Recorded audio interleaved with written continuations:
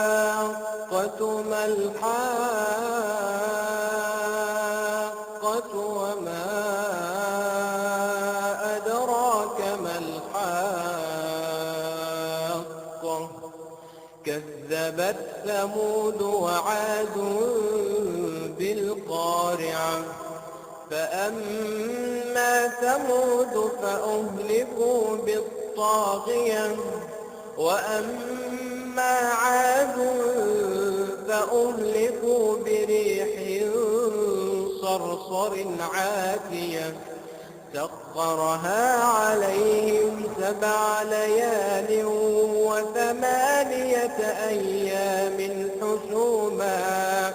فترى القوم فيها صرعى كأنهم أعجاز نخل خاوية فهل ترى لهم من باقية وجاء فرعون ومن قبله والمؤتفكات بالخاطئة فعصوا رسول ربهم فأخذهم أخذة رابية إنا لما طغى الماء حملناكم في الجارية لنجعلها لكم تذكرة وتعيها أذن واعية فإذا نفخ في الصور نفخة واحدة وحملت الأرض والجبال فدكتا دكة واحدة فيومئذ وقعت الواقعة فإذا نفخ في الصور نفخة واحدة وحملت الأرض والجبال فدكتا دكة واحدة فيومئذ وقعت الواقعة وانشقت السماء فهي يومئذ واهية والملك على أرجائها ويحمل عرش ربك فوقهم يومئذ 8 يومئذ تعرضون لا تخفى منكم خافية يومئذ تعرضون لا تخفى منكم خافية فأما من أوتي كتابه بيمينه فيقول هاؤم اقرءوا كتابيه إني ظننت أني ملاق حسابيه فهو في عيشة راضية في جنة عالية قطوفها دانية كلوا واشربوا هنيئا بما أسلفتم في الأيام الخالية وأما من أوتي كتابه بشماله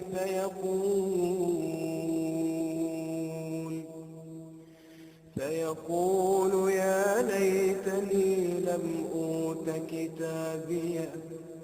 وأما من أوتي كتابه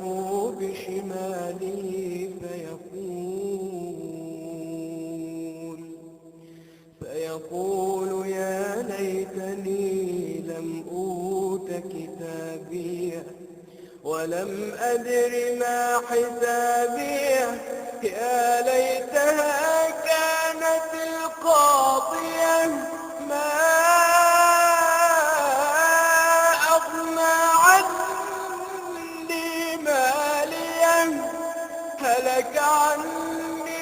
سلطانيه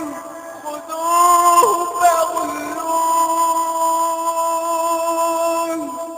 خذوه فغلوه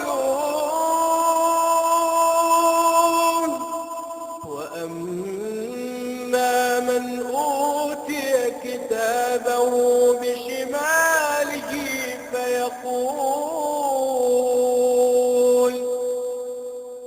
فيقول يا ليتني لم أوت كتابيه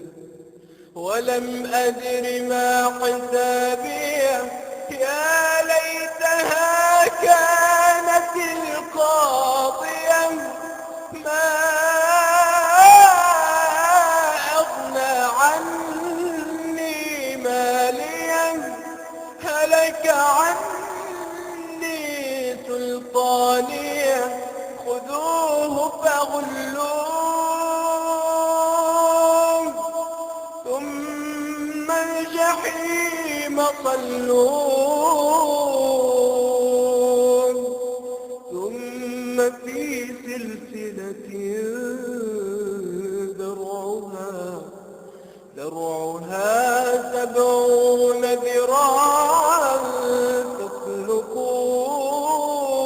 فاسلكوه إنه كان لا يؤمن بالله إنه كان لا يؤمن بالله العظيم ولا يحض على طعام المسكين فليس له اليوم هاهنا حميم ولا طعام إلا من غسلين لا يأكله إلا الخاطئون فلا أقسم بما تبصرون وما لا تبصرون إنه لقول رسول كريم وما هو بقول شاعر قليلا ما تؤمنون ولا بقول كاهن قليلا ما تذكرون تنزيل من رب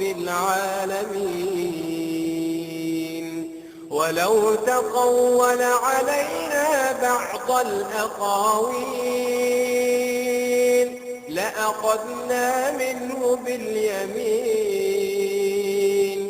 ثم لقطعنا منه الوتين فما منكم من أحد عنه حاجزين وإنه لتذكرة